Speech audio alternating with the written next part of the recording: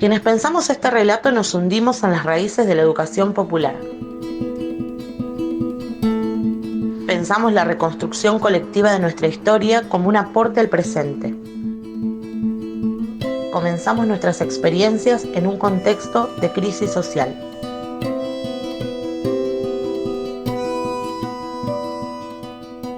En Morón, una escuela secundaria para jóvenes y adultos cumplió 30 años de vida.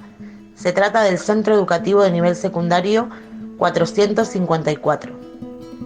En el barrio Meguino de Luján, el Bachillerato Popular Carlos Fuentealba se desarrolla desde el año 2009, por más de una década.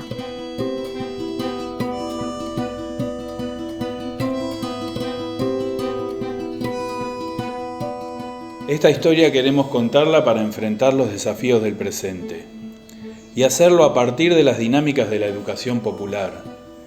Relatar desde el sentipensar de las y los sujetos que construyeron y construyen aquello que queremos visibilizar y poner en diálogo con otras experiencias.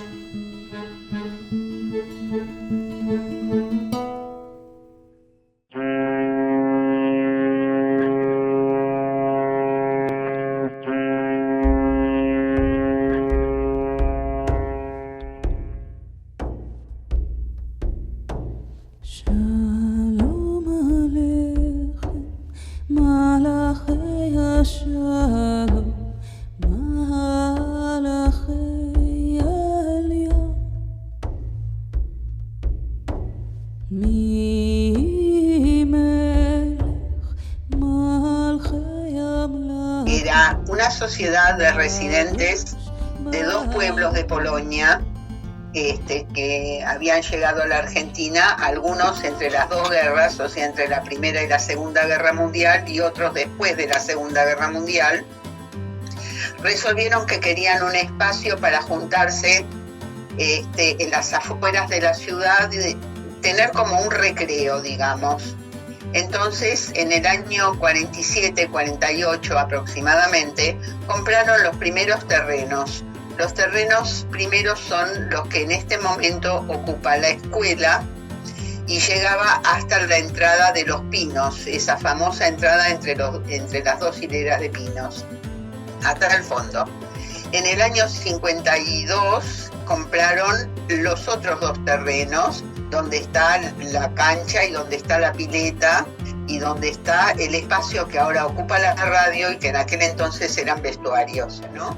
Usábamos la pileta y en invierno solíamos ir para hacer un asadito, para estar todos juntos, para reunirse las familias y la familia ampliada, porque la Segunda Guerra Mundial diezmó a muchísimos, los pocos sobrevivientes más los que estaban acá tenían necesidad de reunirse y éramos todos primos y eran todos tíos y éramos una gran familia. La segunda generación fue creciendo y bueno, se fue rumbeando hasta que no se pudo sostener económicamente y se entregó a la municipalidad.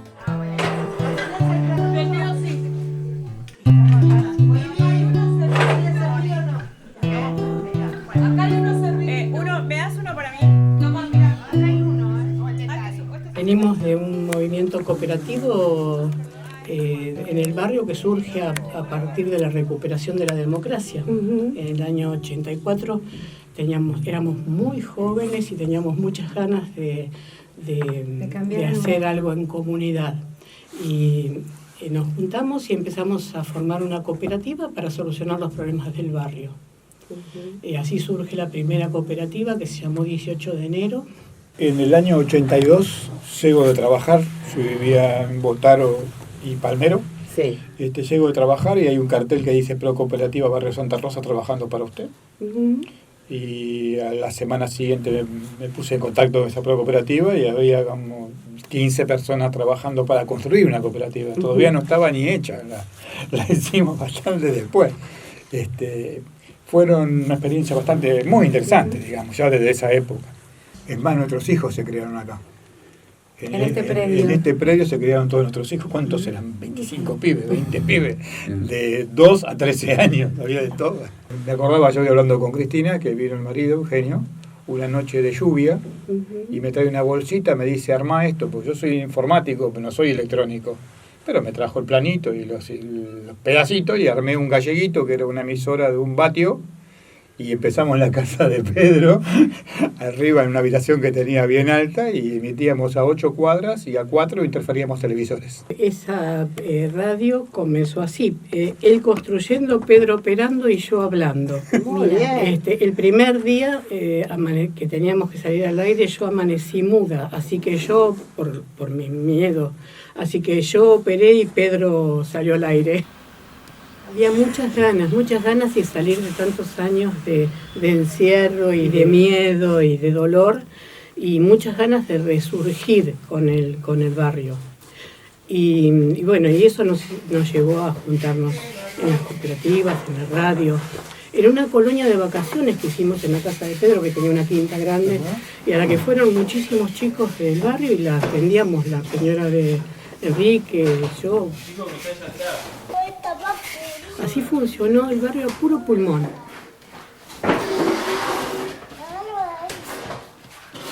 Teníamos hijos que estaban terminando la escuela primaria y no había vacantes para nuestros hijos en el barrio, porque no había escuelas secundarias. Yo quiero aclarar que cuando se abrió la escuela de adolescentes de La Guaira. La vimos sin la autorización. O sea que tuvimos que traer a los inspectores a presionar, porque ya teníamos las inscripciones, ya teníamos los alumnos, teníamos las aulas, teníamos los pupitres, teníamos todo, lo único que nos faltaba era la firma de él. Claro. Y el riesgo de que el tipo no firme. Y al final, bueno, así nació la escuela.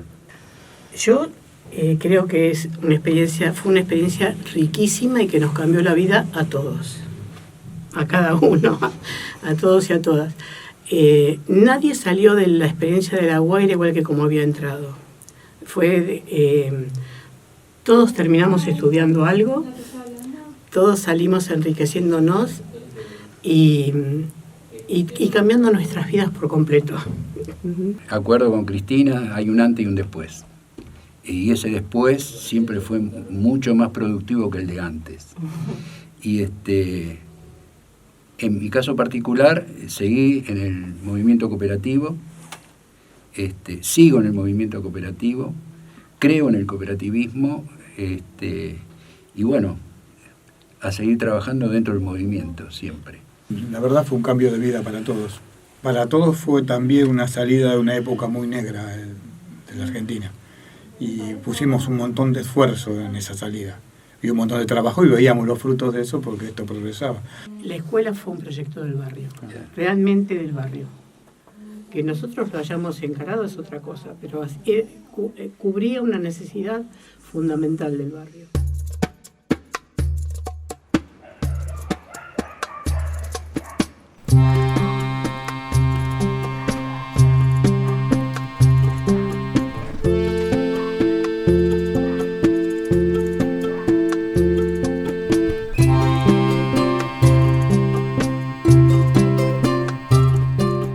El MTC tuvo una historia muy ligada en un primer momento a lo que fue el movimiento piquetero a nivel nacional. Me parece re interesante cómo está armado acá, ¿no? Esto de los ciclos o las etapas o las capas, digamos, ¿no? Y bueno, entonces, digamos, si hiciéramos medio el ejercicio similar, digamos, en una primera capa o en un primer momento el MTC, eso fue un movimiento muy ligado al movimiento piquetero en Argentina, a las ideas del 2001, digamos, ¿no? Sobre todo de que más allá de lo que pasara en el sistema político, los cambios se hacían poniendo gente en la calle, luchando con reivindicaciones concretas y marcándole la cancha a lo que sucedía en las instituciones, digamos, ¿no? O en el sistema político en general. Y bueno, nosotros como grupo militante, como espacio, en ese momento en el Frente Aéreo Santillán, nos dimos la tarea de decir, bueno, a ver, efectivamente tenemos que empezar a pensar otras estrategias de construcción de poder popular, de incidir y de meternos en otros sectores de la sociedad, más allá de lo que veníamos haciendo en barrios populares y movilizando mucho, digamos, ¿no?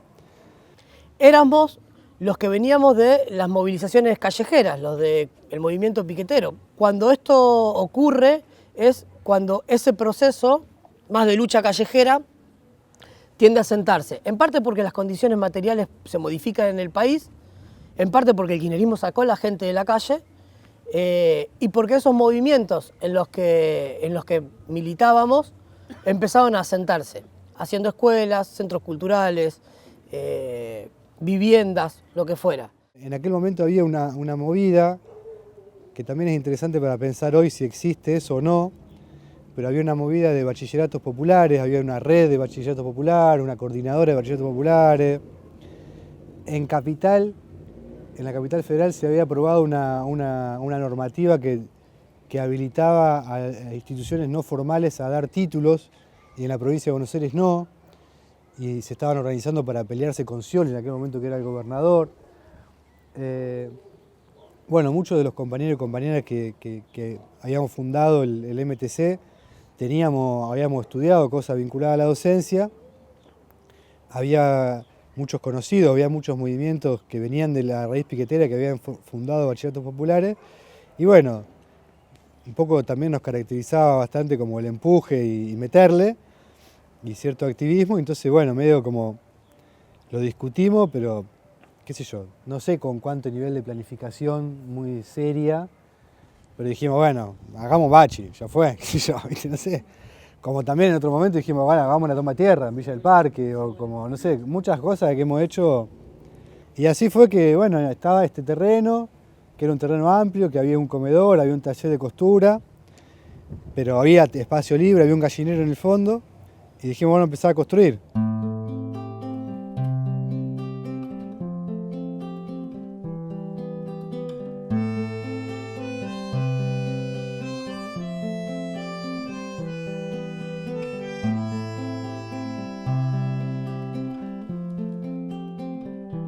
Lo que buscábamos era llevar a la práctica esa sociedad que queríamos configurar, ¿no?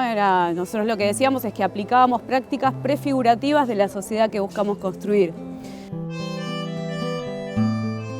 En ese clima de la posibilidad de construir una realidad diferente, obviamente con el paradigma de la educación popular y con parámetros como claros hacia dónde queríamos ir, pero también como recuerdo eso, como muchas asambleas debatiendo contenidos, debatiendo prácticas, debatiendo cómo debían ser los encuentros con los estudiantes, entre docentes, como con mucha creatividad, tratando de romper además las prácticas más tradicionales que veníamos trayendo todos de nuestra práctica docente en la escuela pública. Conocí la dinámica de ser parte de una organización política. Y las inquietudes de la organización, iban un poco también con cómo también acercar a otra gente que estaba con intereses políticos y con ganas de involucrarlos en algún proyecto que tuviera que ver con esto que decía Debo, ¿no?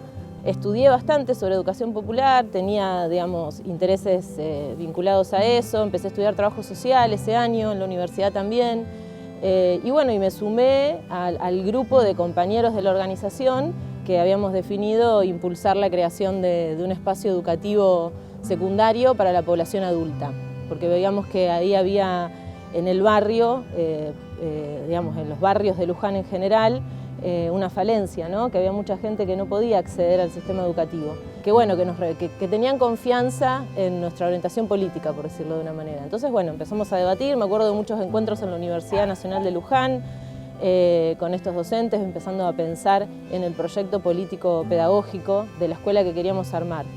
Siempre entendiendo que la educación popular no, es más que una metodología, ¿no? Digamos, hay un proyecto educativo que está enmarcado en discusiones políticas, entonces todo eso para nosotros tenía una fuerza muy grande. De esa etapa de fundación, lo que hubo es eso, hubo mucho esfuerzo colectivo. Recuerdo como un ambiente de mucha alegría. Creo que si algo se pudiera rescatar de esos años es esos procesos, todo concurre y ocurre al mismo tiempo, ¿no? Ocurre el hecho de estar haciendo algo específico, de estar discutiendo, de estar debatiendo, pero a la vez de estar siendo muy brutamente feliz, ¿no? Tan brutamente que uno ni se da cuenta. Son esas cosas que pasan casi cuando uno, como cuando tiene un hijo, cuando se enamora, ¿no? Que las cosas están ocurriendo así y las recordás con el tiempo y decís, qué flash. Mirá, había amistad, había discusión, había mucha discusión, mucho debate. Eso era parte de la felicidad que en su momento interpretábamos quizás de otra manera, de una manera que era, me peleé con aquel, discutí con esto, no, mirá lo que piensas, re conservador, o aquel, no, es un anarco terrible. Bueno, eso era parte de la felicidad y no era un problema para la felicidad. Y en el medio de eso estábamos construyendo una escuela. Claro, no lo sabíamos exactamente. Se trabajó mucho en la autogestión en ese momento, algo por ahí para nombrar, que no había apoyo de ningún lado, gestionábamos muchas formas de conseguir fondos, pidiendo cosas. Lo que más recuerdo es mucha gente contenta tratando de instalar un modelo educativo nuevo al que teníamos, a lo que había en Luján en ese momento, un bachillerato popular era algo que no tenía en Luján en ese momento. Y nada, se dio, estuve el primer año, después bueno, ya me fui para otros lados, ya no participé más, pero bueno, estuvimos ahí en la construcción. Veníamos ya de construir otras cosas en Villa del Parque, con otras partes del movimiento. Logramos la oficialización en la previa a tener la primera camada de egresados, o sea, nosotros nos oficializamos en tiempo récord. También había esto, digamos, había un equipo en el cual yo también era parte, que articulábamos con las otras organizaciones en la coordinadora de bachilleratos en lucha. Sin dudas eran muy valientes ese grupo de estudiantes que se habían sumado. Yo no me acuerdo cuántos, pero me acuerdo que hubo una inscripción muy grande, digamos que se anotó mucha gente, que eso también nos sirvió como diagnóstico de la necesidad que había en el barrio, que había en el Ameguino, de un espacio educativo para la gente adulta, para terminar el secundario. Era claro, era todo un debate en ese momento, si oficializar o no, si hacía falta que el Estado acredite los contenidos o si con la educación popular alcanzaba y la certificación era que habíamos hecho el proceso. Y después todo eso se termina derrumbando cuando vienen los compañeros a estudiar y dicen yo quiero el certificado que diga que estuve acá 3 años. ¿Listo? Se acabó el debate.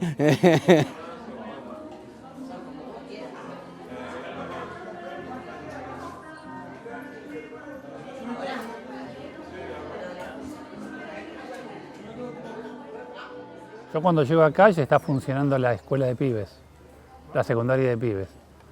Es en ese marco en el que comenzamos a pensar en una secundaria para los papás de los chicos, para los adultos. Lo que diagnosticaban era que muchos de los pibes que venían a la escuela tenían dificultades en su trayectoria por la escuela secundaria y no tenían muchas veces el acompañamiento de sus padres y de sus madres en sus hogares.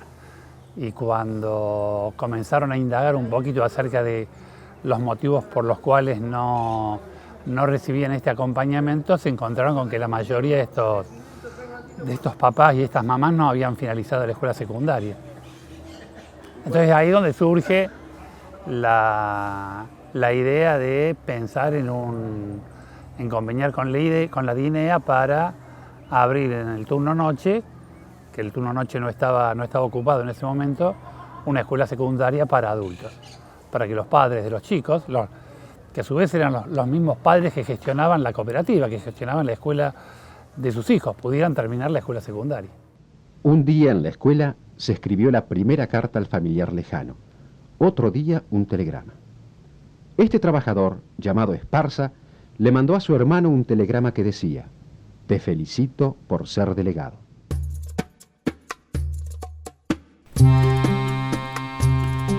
La DINEA era la Dirección Nacional de Educación de Adultos, que nace en nuestro país en el año 68, en 1968. Es la primera experiencia al interior del sistema educativo formal en donde se plantea la necesidad de pensar en una educación de adultos con especificidad. Porque anteriormente, al menos en lo que era el nivel secundario, la mayoría de las experiencias tenían que ver con experiencias que se daban al interior de las escuelas secundarias para pibes. Entonces, la DINEA del 68 y la creación de los CENS en 1970 pasa a ser la primera experiencia al interior del sistema educativo de una escuela secundaria pensada exclusivamente para adultos, que en ese momento eran adultos trabajadores.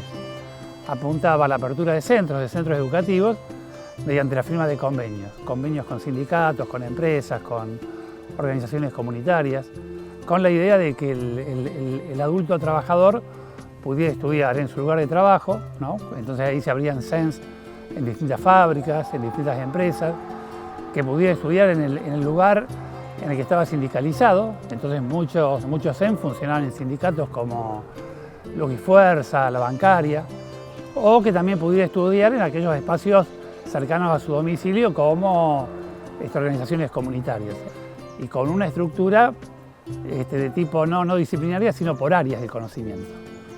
La otra característica particular que tenía, que era muy importante, muy interesante y que le daba esta especificidad, era que las entidades conveniantes no solamente se comprometían a poner el espacio físico, sino que también trabajaban en la gestión de la escuela. Y esa gestión se vinculaba fundamentalmente con la posibilidad que tenían las entidades conveniantes de conformar los equipos directivos y los equipos docentes de las escuelas. Facilitaban la construcción de un proyecto institucional de acuerdo a la realidad de la escuela en la que uno trabajaba. Todo eso después se pierde, ¿no? Se pierde en la década del 90 con la ley federal, la ley de transferencia de servicios educativos y la desaparición de la DINEA, que es en el marco de esta ley de transferencia, en donde desaparece la DINEA, los CENS pasan a depender de la provincia de Buenos Aires.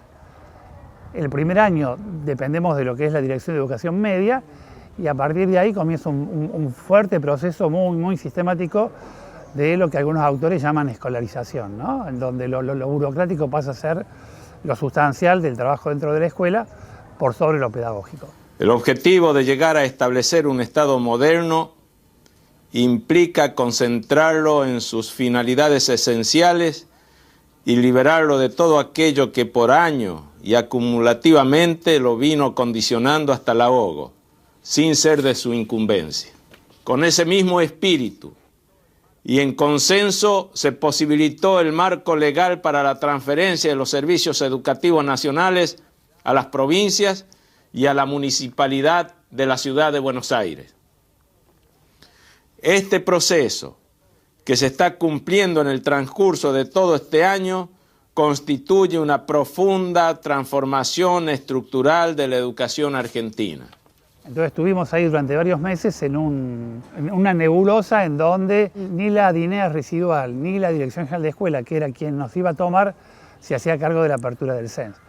Y ya ahí fue los primeros momentos de reclamo de la comunidad, porque en ese momento de incertidumbre la comunidad se empieza a movilizar, empieza a ir a hablar con diputados, a tener distintas entrevistas para que alguien se hiciera cargo. Y en marzo del 92 comenzamos a funcionar como escuela secundaria de jóvenes y adultos aquí en la cooperativa. Muy lindo, la verdad que yo ya en primer año quería dejar. Se me complicaba mucho porque yo venía con mi hijo, que en esa época era chiquito, tenía 5 años. Dije, bueno, voy a ir a estudiar porque mi hijo empezaba la primaria. Dije, bueno, me voy a hacer la secundaria yo con él. Y bueno, y ya en primer año quise dejar y dije, no, mejor sigo. Y bueno, terminé. Una oportunidad que me dio la vida, porque en ese momento tendría 49 años más o menos cuando egresé. Y siempre digo, fue un antes y un después. Era una trabajadora textil y gracias a pasar por este CENS y graduarme, llegué a los terciarios, en la cual obtuve ser psicóloga social. Me emociona mucho porque este espacio no solo me contuvo, sino que me potenció. Potenció en mí cosas que en ese momento particular de la vida y de la historia de este país también, digo, era un momento con desocupación, con muchas más dificultades que las de hoy para las mujeres.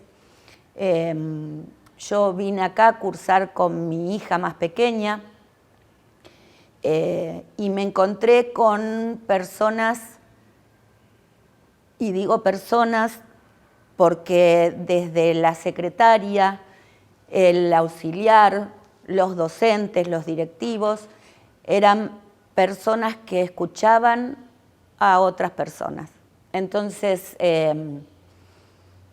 esto de potenciar tenía que ver con abrir el espacio, abrir para mucho más que estudiar.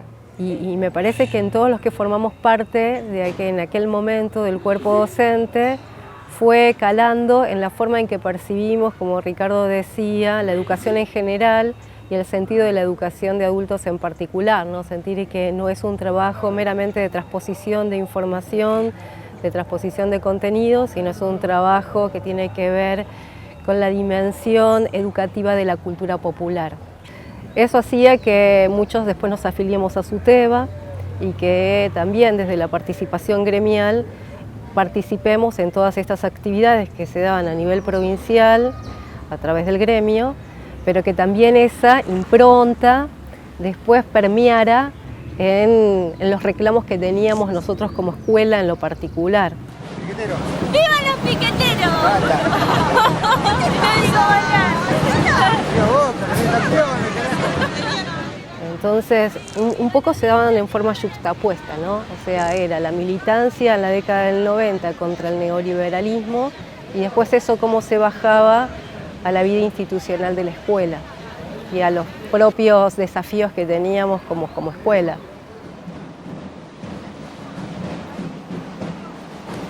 Esta lucha de los docentes argentinos, de la CETERA y de todos sus sindicatos de base que vuelven a movilizarse en defensa de la escuela pública por un presupuesto que contenga a la salud pública dentro de los proyectos que tiene que tener una nación.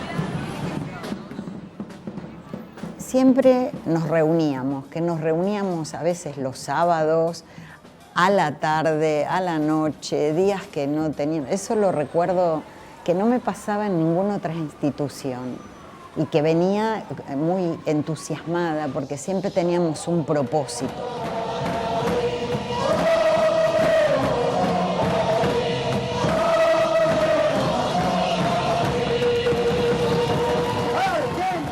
Después de tantos años valoro que en esta escuela se hayan dado esas condiciones de ruptura con respecto a la escuela tradicional. Me parece que eso fue una ventaja, que eso nos permitió organizar todo un espacio y que también ubicarnos con nuestros estudiantes de otra manera, con otra postura. Y lo traigo a relucir esto porque hay que valorarlo. No lo valoramos mucho esto, ¿no? El tema de cómo se acondiciona los espacios para enseñar.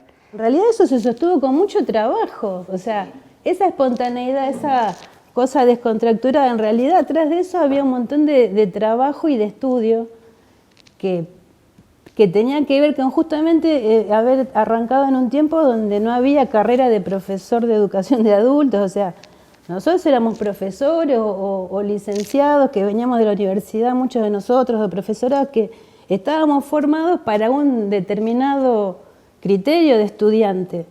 Y entonces de golpe era animarse a romper con eso. Entonces para mí fue una escuela fabulosa en ese sentido de aprendizaje, o sea, fue fabuloso esto y desafiante esta cuestión de empezar, por acá no es, bueno, es por acá, y en conjunto, colectivamente. Y yo creo que eso es lo que a nosotros nos permitió el crecimiento, o sea, eso y la claridad de pensarnos como sujetos de derecho, los estudiantes, pero nosotros también. O sea que eso es lo que también teníamos en común, de que íbamos por más.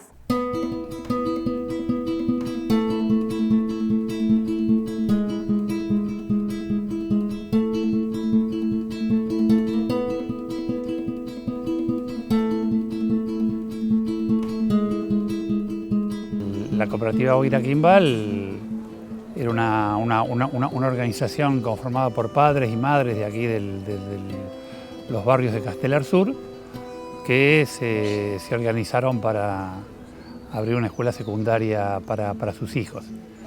La cooperativa entra en un periodo de crisis y se ven obligados a cerrar como escuela.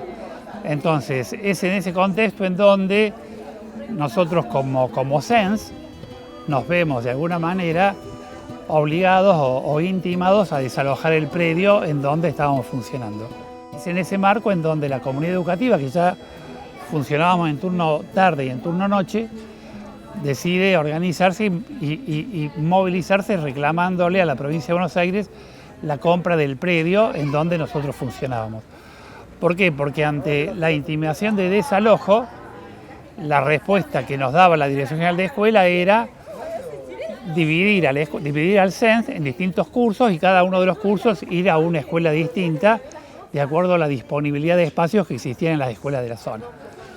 Frente a eso, la comunidad dijo que no y se comenzó a reclamar la compra del predio. Eso, bueno, significaron cortes de ruta, hacer movilizaciones, idas a La Plata, presencia en los medios de comunicación, hasta que finalmente la provincia de Buenos Aires decide comprar el predio en donde veníamos funcionando nosotros históricamente. Y creemos que, bueno, que hoy el CEMS es esto, ¿no? Es un espacio diferente donde tanto los profesores como alumnos pueden ir construyendo un camino, que es un camino, como hoy decíamos, en la actividad que se está realizando, de transformación, de participación, de democracia. El reclamo siguiente fue reclamarle al Estado la reparación del edificio en donde históricamente funcionábamos.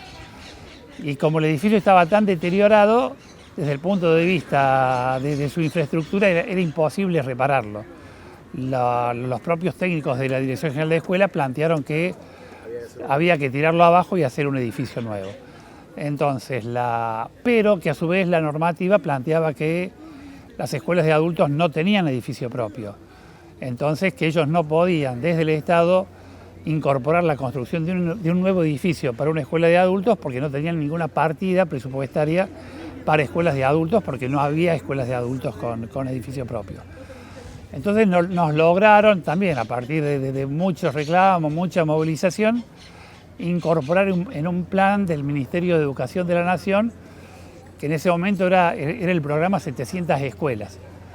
Que ese programa 700 Escuelas, que estaba financiado por el Banco Mundial, tenía un modelo tipo de escuela.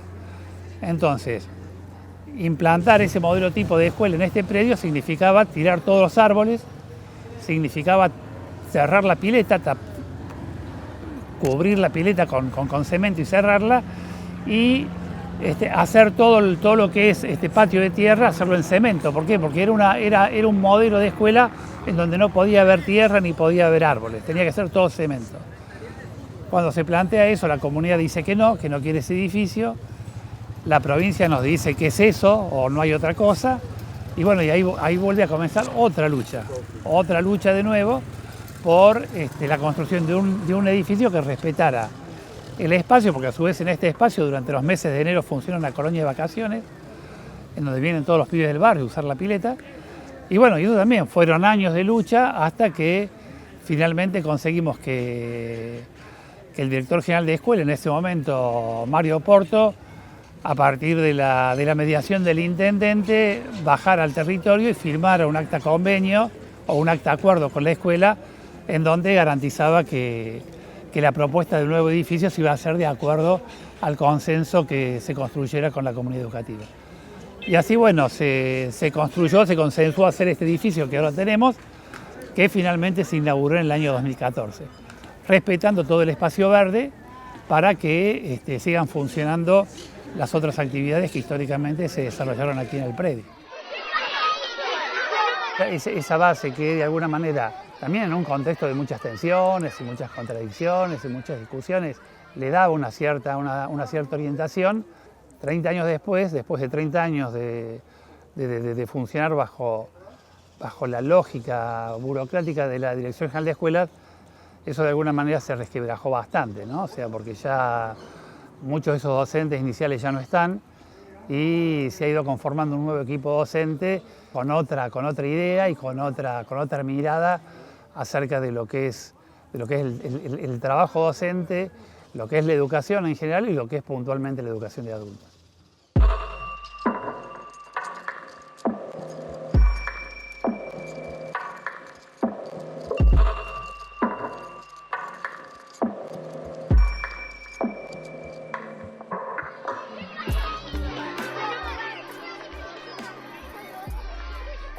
Así que nuestra primera camada de egresados tuvo el título de nuestra escuela, o sea, tuvo el título oficial de nuestra escuela. Hubo mucha discusión en esa época final sobre las implicancias de lo que implicaba pasar a ser una institución reconocida por el Estado, que obviamente era algo que buscábamos porque necesitábamos de la acreditación de los estudios, pero bueno, también generaba muchas tensiones internas en torno, Mara lo recordará, que creo que también estaba en esa época, sobre nada, lo que implicaba los requisitos que el Estado iba a poner en torno a las materias, en torno a los docentes. El convenio que logramos fue muy bueno porque nos daba autonomía respecto de la designación docente, que para nosotros era fundamental, poder tener autonomía en la decisión de qué docentes iban a estar a cargo de las materias, nos daba financiamiento y nos daba, digamos, los salarios docentes, pero no nos daba el reconocimiento de la parte de la infraestructura. Y nos parecía bien, digamos, que la cooperativa con la cual habíamos firmado el convenio de oficialización sea quien tuviera a cargo las tareas más digamos, del mantenimiento y de todo lo edilicio y de todo ese asunto. O aquello que se pudiera llevar a cabo tuviera el sentido de ser pensado, repensado, concientizado, es decir, que las cosas no transcurrieran como transcurren normalmente en las escuelas que a veces criticamos, que es que todo se da como una especie en un continuo en donde contenidos y prácticas se dan casi sin pensarse, se dan como un trabajo. Acá lo que me parecía que estaba ocurriendo era que todo se daba de una manera consciente, todo era necesario y era preciso discutirlo, debatirlo y acordarlo. Y el desafío constante al grupo de estudiantes nuevos que se acercaba, ya pudiéndoles decir, van a tener el título oficial de la escuela, transmitirles estas ideas acerca de la importancia de la educación popular como proceso individual, como proceso colectivo, como digamos, un conjunto de aspectos que tienen que ver con qué es el conocimiento, cómo se construye el conocimiento, qué peso tiene el conocimiento del saber popular, de los saberes populares, en la construcción de ese conocimiento, ese saber cotidiano de los trabajadores y las trabajadoras, que es la población con la que vive en el barrio y se acerca con la necesidad, por un lado, de obtener el título por distintas cuestiones, digamos, por lo laboral, pero también con todo otro conjunto de necesidades sociales que en el bachillerato encontraban lugar en donde expresarse. Nosotras, que estábamos en la dirección, por decirlo de alguna manera, teníamos que llevar ese orden, ¿no?, burocrático, bien prolijo, ¿no?, bien claro, y lo cual era bastante dificultoso a veces. Entonces tratábamos de tener eso en orden, los libros de tema, esa era mi responsabilidad. Nos juntábamos los sábados, ¿no?, teníamos jornadas de laburo, veníamos todos, ¿no?, todos a pintar el bachi, a embellecerlo, a pensar, ¿no?, cómo romper esa educación bancaria, esa educación tradicional. Y teníamos muchas ganas e ideas, además. Nos íbamos a la capital, ¿te acordás? A debatir, sí, a encontrarnos con otros compañeras y compañeros de otros bachilleratos, ¿no?, a pensar juntos, a debatir, porque también había sus tensiones, sus debates. Y digo, vengo 3 veces por semana y me encanta el espacio, venir 5 es lo ideal. Sabiendo que lo administrativo no era mi fuerte, pero era como, bueno, voy a venir todos los días al espacio y voy a tener contacto con los estudiantes todos los días. Arrancamos 20 días de gestión, pandemia. No vinimos en todo el año. Nada, re difícil ese año. Y ahí surgió el Drive, el Meet, el Zoom, el grupo del grupo. Armamos algunas brigadas para acompañar la realidad, porque la discusión ahí era cómo tenemos la cabeza puesta en enseñar contenido cuando en el barrio hay hambre, hay un montón de situaciones del contexto que había que atender, así que empezamos a armar un montón de brigadas para sostener la escuela en ese contexto. En 2021 se vuelve a clase en formato de burbujas y demás, había cambiado un montón la matrícula, la gente, los adultos no priorizaban la educación porque estaba toda la educación de los pibes adentro de las familias. sostener todo un año de virtualidad cuando, no sé, capaz que en una casa había un celular y 5 pibes en la escuela y todo era tarea virtual y grupos y PDFs y Word y demás. Fue muy complejo. Nada, como decía hoy Majo, salimos a buscarlos a las casas, hicimos ya no sabíamos qué hacer para que vengan, venía muy poca gente. Vengo pensando en situaciones que son emocionantes para mí porque volver a entrar, porque cuando yo terminé la escuela fue por el tema de la pandemia y ver a la maestra que nos dijeron antes que pasara la pandemia, decir, bueno, estoy embarazada, y nos pusimos re alegría ahí, contenta, y ver a mi maestra llevarme el diploma, un pedacito de pan dulce, y el bebé en brazo en mi casa, la verdad que no esperaba ese momento, yo esperaba una foto acá en el Bachi. Perdón, me emociono porque es duro. Y no tener ese encuentro con los compañeros que la verdad que eran unas masas las profesoras. Bueno, acá tengo otra compañera más que hemos compartido etapas tanto difíciles como buenas y bueno, y la verdad que también me llevo mucho sentimientos y luchas, ¿no?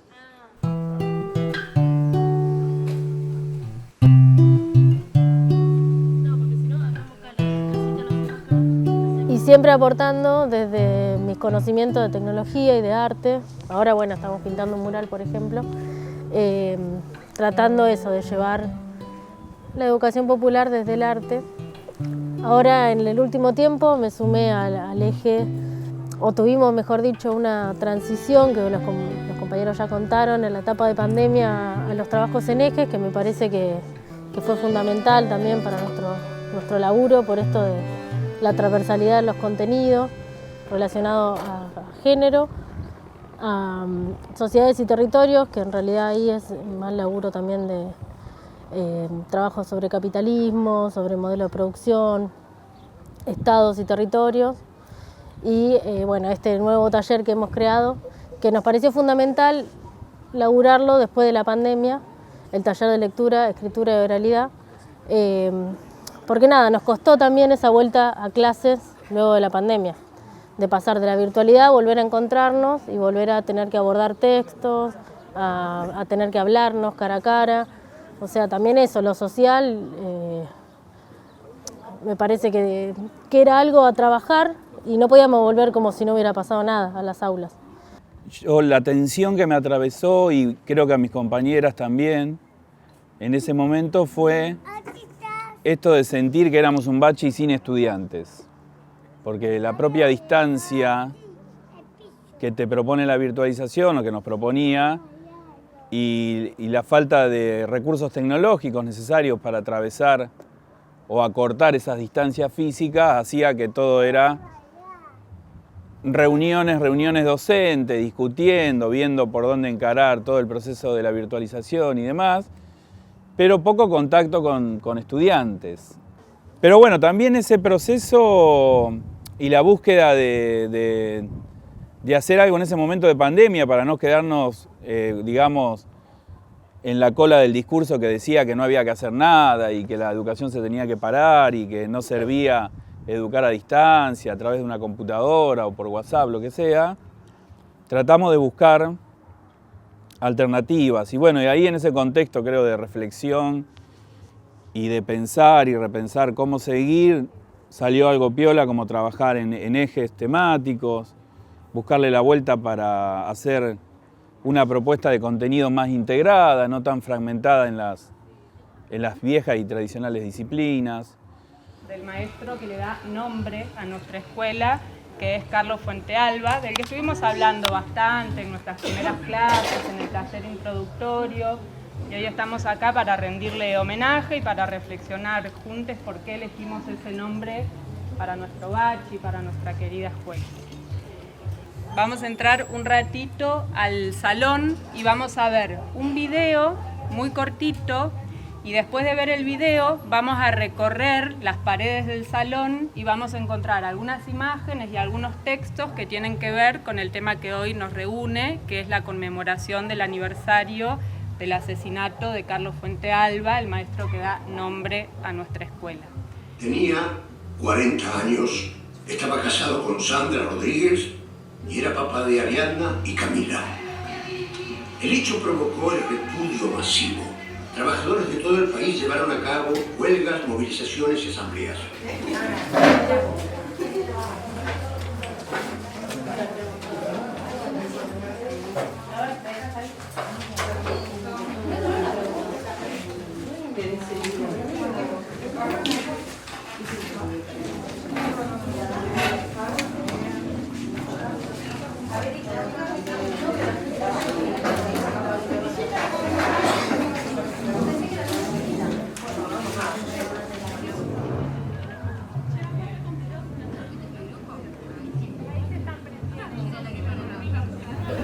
Bueno, la otra vez. Te preguntaba si este era el día de la huelga, el día del conflicto, el día que lo mataron. Esto es una manifestación. Se recibe profesor de química y comienza a trabajar en una escuela de un barrio marginal en el oeste de Neuquén. Se cuenta que tenía muy buena relación con sus estudiantes, que les comprendía porque compartían con ellos biografías y territorios similares. Los años pasan y la herida continúa abierta. Carlos era docente, luchador, padre de familia, militante y soñador. Los chacales de uniforme dispararon contra una historia, la nuestra. Por eso, por el recuerdo vivo de Fuentealba, por la estela de afecto que dejó su nombre entre quienes lo conocieron por los motivos de su pelea cotidiana, todos muy vigentes hasta hoy en día, elegimos recordarlo con la palabra viva de su poesía. Si te pones a pensar que esta figura, digamos, es un símbolo muy grande no solo de educación, sino de pelea también, de lucha, de el sector popular. El chabón viene de lugares muy pobres, muy humildes, murió defendiendo sus ideales y esa forma de vida. Así, bueno, yo creo que es más que válido que esta figura represente el Día del Maestro por una cuestión de lucha y lo que significa. Por eso digo, tiene que ver en lo simbólico. ¿Se acuerdan cuándo es el Día del Maestro tradicional? ¿Por qué? Por la caída de la Torre Gemela. Por Sarmiento. Sarmiento, amigo, por Sarmiento. Claro, qué contraste, ¿no? Y empezar a utilizar también estos símbolos que son más de los sectores populares, de los pueblos y que realmente le han dado su vida por una causa noble. Así que yo creo que viene también más por ahí. Más si somos un bachillerato, ¿no? Que si bien impulsó la educación, fue una educación muy racista, según el caso, muy para los hombres. Las mujeres estábamos completamente excluidas. Éramos como el último orejón del tarro. Y que si bien se llevaron toda la gloria esta gente que se reconoce hoy en día, pero las que tenían atrás muchas veces eran las mujeres, que eran las que empujaban y llevaban, pero nunca fueron reconocidas. Antes de pasar al último momento de la jornada, vamos a hacer un grito, un saludo que siempre hacemos en homenaje a Carlos y a tantos compañeros del campo popular que nos acompañan, aunque no estén físicamente. Compañero Carlos Fuentealba. Presente. Compañero Carlos Fuentealba. Presente. Ahora y siempre. Ahora y siempre. Ahora y siempre.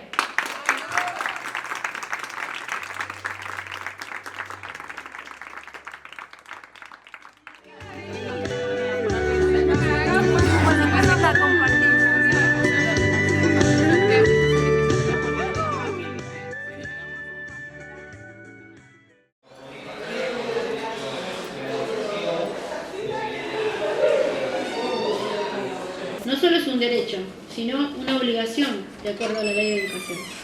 También el servicio alimentario escolar. Otra propuesta es que se asigne una merienda a los CENS. En el CEN se piensa el conocimiento como una construcción colectiva enmarcada en la educación popular, priorizando el derecho a la identidad y el derecho a la educación. Con quienes solicitamos reiteradas veces infructuosamente boleto estudiantil, servicio alimentario escolar, Extensión de la edad en la beca Progresar para abarcar el universo de estudiantes adultos, para que nosotros también podamos estar adentro, donde sentimos que hoy somos una cara visible y no solo un escrito detrás de una petición. Un espacio donde podemos expresar quiénes somos y qué nos pasa. Pero de cualquier manera ahora trabajamos acá. ¿A dónde trabajamos? ¿En el completo? Sí. Y vamos con el completo. Estábamos charlando sobre lo que fue el Parlamento en el Honorable Consejo Deliberante, Parlamento Juvenil de Mercosur 2023, así que bueno. Bueno, fuimos a exponer nuestras propuestas, nuestras necesidades, las necesidades que tiene la educación de adultos, de jóvenes y adultos. Un pendiente, ¿no? Que bueno, por diferentes motivos, unos u otros, no lo hicimos en su momento. Y bueno, tratando de aprovechar al máximo, no solo para concluir los estudios, sino que es enriquecedor como personas. A la otra instancia que es en el Parlamento de La Plata, así que bueno, llegamos hasta esa instancia que vamos ahora el viernes 8 de septiembre, representando el distrito de Morón.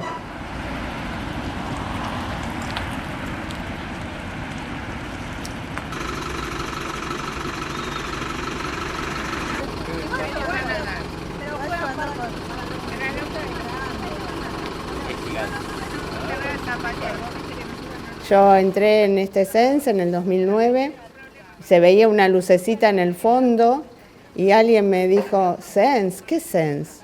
¿Será La Guaira? Y sí, es ahí. Entonces es como que el barrio conocía este lugar como La Guaira.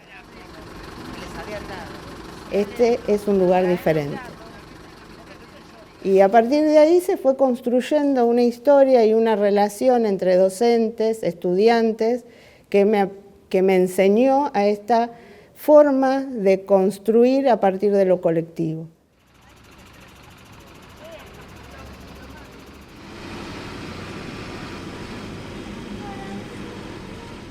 Siempre sintiendo que... ¿Vieron que hay una película que se llama Un lugar en el mundo? Bueno, este es mi lugar en el mundo.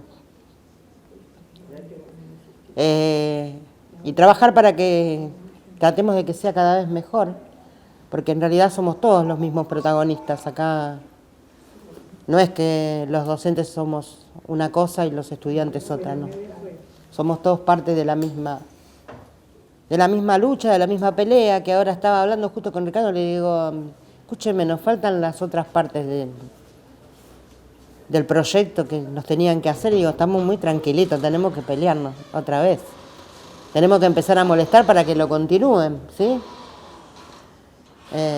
Porque le falta una parte, esto estaba pensado en 3 partes, así que bueno, tenemos que empezar con empuje a pedir lo otro que nos falta.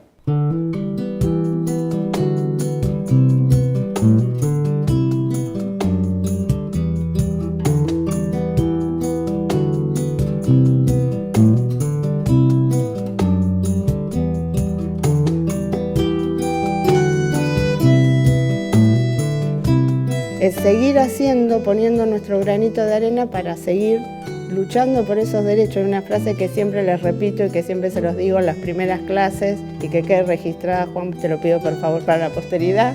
Derecho que se pierde, derecho que después es muy difícil de volver a conseguir. Ningún derecho te lo dan graciosamente. Hay que pelearlo en la calle, hay que lucharlo todos los días para ganárselo. Es una educación en donde todos tratamos de aprender qué implica el ejercicio colectivo de la ciudadanía.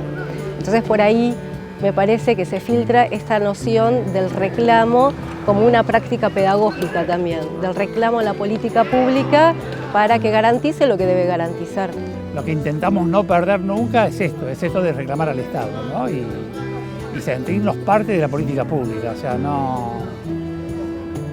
intentamos hacer educación popular dentro de la escuela pública, con todas las contradicciones que eso significa, pero reconocernos como espacio público y reconocer la diversidad y las contradicciones, y que en algunos momentos permiten avanzar y en otros momentos, como el actual, cuesta.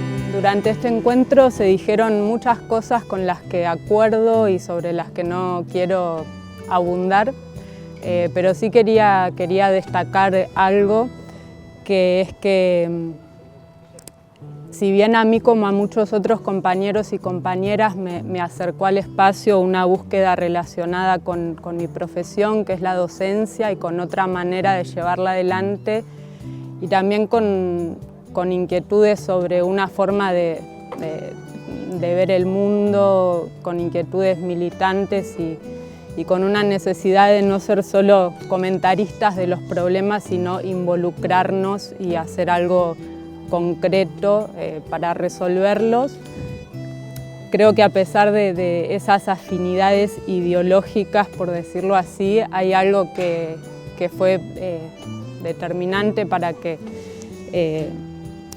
yo eligiera y permaneciera en este espacio, que fue el grupo de gente que encontré acá, maravillosa, que admiro, con mucho compromiso real más allá de lo discursivo y a pesar de todas las cosas que tenemos para seguir laburando, y creo que eso quedó muy claro en este encuentro y en esta charla de la calidad humana que hay en este espacio y que no pasa en todos los espacios, aún con la misma visión o con la misma o parecida ideología, y me parecía importante sumarlo.